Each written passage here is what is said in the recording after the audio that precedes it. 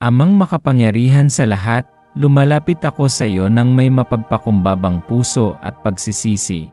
Alam mo ang aking nakaraan, kasalukuyan, at hinaharap. Nakikita mo ang kadilimang nakapaligid sa akin at ang pagkalito sa aking kalooban. Ngunit naniniwala akong ang iyong liwanag ay mas makapangyarihan kaysa sa alinmang gabi. Panginoong Jesucristo, anak ng Diyos na buhay, ikaw ang ilaw ng sanlibutan at tagapagligtas ng lahat ng nananampalataya.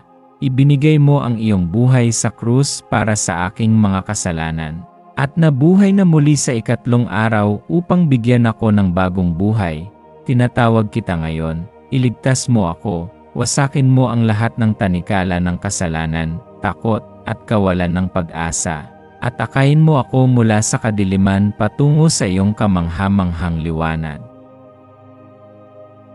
Ama, patawarin mo ang lahat ng aking mga kasalanan, ang alam ko at ang hindi ko namamalayan. Linisin mo ang aking puso sa pamamagitan ng mahalagang dugo ni Jesus. Puspusin mo ako ng iyong banal na espiritu, upang araw-araw akong makalakad sa iyong katotohanan at kapayapaan.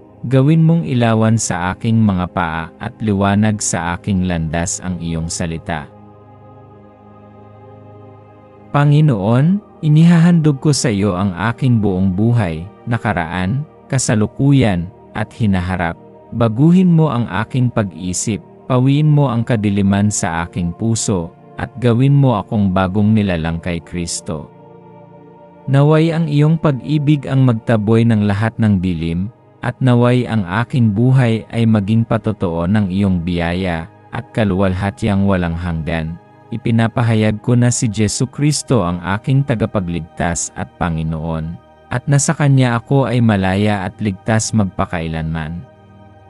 Ito'y aking dalangin sa makapangyarihang pangalan ni Jesucristo. Amen.